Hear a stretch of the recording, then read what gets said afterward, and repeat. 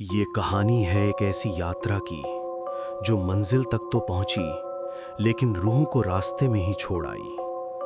ये भूतहा बस की वो दास्तान है जिसे सुनकर आज भी उन चार दोस्तों की रातों की नींद उड़ जाती है।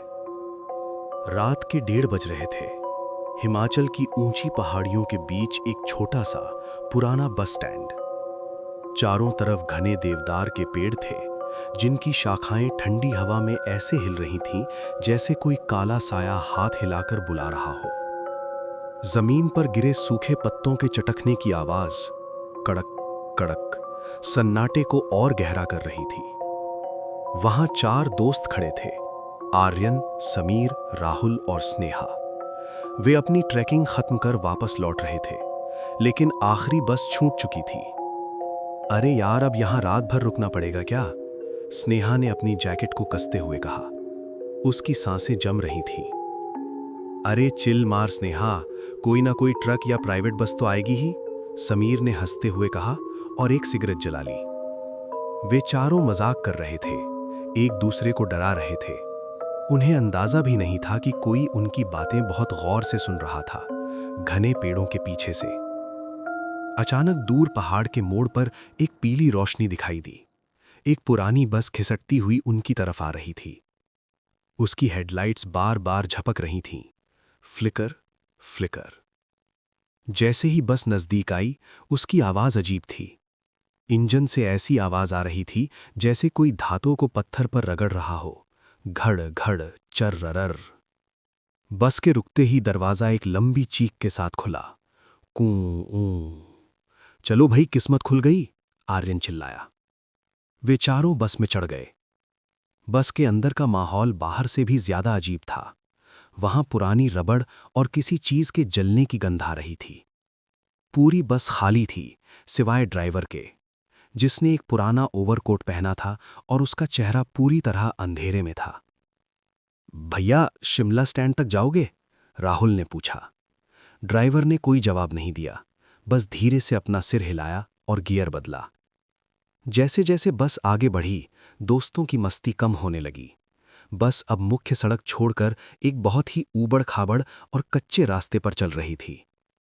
बस इतनी जोर से हिल रही थी कि अंदर की लोहे की छड़ें एक दूसरे से टकराकर टन टन की आवाज कर रही थीं। स्नेहा ने खिड़की से बाहर देखा। आर्यन, ये रास्ता तो बहुत खतरनाक है। नीचे गहरी खाई है और ड्राइवर बहुत तेज चला रहा है। तभी समीर की नजर बस के फर्श पर पड़ी। वहां सूखे हुए खून के कुछ धब्बे थे और फटी हुई सीटों से रुई ऐसे बाहर निकली थी जैसे किसी के घाव से मांस। समीर ने गौर किया कि बस के शीशों पर अंदर से उंगलियों के निशान थे, जैसे कोई बाहर निकलने के लिए तड़प रहा हो। भैया, गाड़ी धीरे चलाओ, समीर चिल्लाया। पर ड्राइवर ने रफ्तार और बढ़ा दी। बस की खिड़कियां हवा के दबाव से थरथराने लगीं, खट खट खट। अचानक बस के अंदर की सारी लाइटें एक साथ बुझ गईं।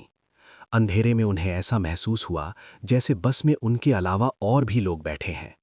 उन्हें किसी के भारी सांस लेने की आवाज सुनाई दी और स्नेहा को लगा कि किसी के ठंडे हाथ ने उसके कंधे को छुआ है। वो चीख पड़ी। पूरी रात वे चारों दहशत में रहे। वे चिल्लाना चाहते थे लेकिन उनकी आवाज गले में ही फंस गई थी। सुबह की पहली किरण फूटते ही बस अचानक एक पुराने बस स्टैंड पर रुकी। दरवाजा फिर उसी चीख के साथ खुला। कूं ऊं। चारों दोस्त बदहवास होकर नीचे उतरे। जैसे ही उनके पैर जमीन पर पड़े, उन्होंने पीछे मुड़कर देखा। बस कोहरे में गायब हो चुकी थी। न इंजन की आवाज आई, न पहियों की घूमने की। बस धुंध में विलीन हो गई। शुक्र है भगवान का, हम बच गए, राहुल जमीन पर बैठते हुए बोला। वो पसीने से तरबतर था, जबकि बाहर कड़ाके की ठंड थी। तभी पास ही में एक पुरानी चाय की दुकान का शटर कड़कड़ाते हुए खुला। खड़ खड़ खड़। एक बूढ़ा आदमी बाहर निकला और उन्हें फटे हाल में देखकर हैरान रह गया। साहब, आप लोग इतनी सुबह यहाँ कहाँ से आए हो? बूढ़े ने पूछा। वो हम उस नीली बस से आए हैं, नीलकंठ ट्रेवल्स की बस से, आर्यन ने हाफते हुए कहा। चाय वाले के हाथ से केतली छूटते छूटते बची। उसके चेहरे का रंग सफेद पड़ गया। उसने कांपते हाथों से अपनी टोपी उतारी और बोला, साहब, आप मजाक कर रहे हो ना? नहीं, हम सच कह रहे हैं। उसी बस ने हमें यहाँ ड्रॉप किया, समीर ने चिढ़कर कहा। चाय वाला लंबी सांस लेकर बैठ गया और बोला, साहब, नीलकंठ ट्रैवल्स का मालिक अपनी बस से अपनी औलाद की तरह प्यार करता था। 7 साल पहले आज ही की रात उस बस का ब्रेक फेल हो गया था और वो पास वाली गहरी खाई में गिर गई थी। उस हादसे में ड्राइवर और उसमें बैठे 15 लोग इतनी बुरी तरह जल गए थे कि उनकी पहचान भी मुश्किल थी। चारों दोस्तों के पैरों तले जमीन खिसक गई। वो बस आज भी कभी-कभी सावन की इन रातों में सड़क पर दिखती है, लेकिन उसमें चढ़ा हुआ इंसान आज तक वापस नहीं आया। आप लोग कैसे? बूढ़ा आदमी बुदबुदाने लगा। वे चारों दोस्त वहां से कैसे घर पहुंचे उन्हें याद नहीं, लेकिन अगले 7 दिनों तक वे चारों तेज बुखार में तपते रहे। वे सो नहीं पाते थे, क्योंकि जैसे ही वे आंखें बंद करते, उन्हें उसी बस के गियर बदलने की आवाज़, चर्ररर और इंजन की वो धूं धूं सुनाई देती। आज भी जब वे किसी बस में चढ़ते हैं तो सबसे पहले ड्राइवर का चेहरा देखते हैं, और अगर कहीं से पुराने टायर के जलने की गंध आए तो उनका शरीर कांपने लगता है। वे जानते हैं कि वो उस रात उस बस से उतर तो आए थे, लेकिन उनकी रूह का एक हिस्सा आज भी उसी नीलकंठ ट्रैवल्स की मौत वाली बस में कैद है। सावधान, अगर अगली बार आप किसी पहाड़ी रास्ते पर हों और कोई पुरानी बस आपके पास आकर रुके जिसके ड्राइवर का चेहरा अंधेरे में हो, तो याद रखिएगा, पैदल चलना मौत के सफ़र से बेहतर है।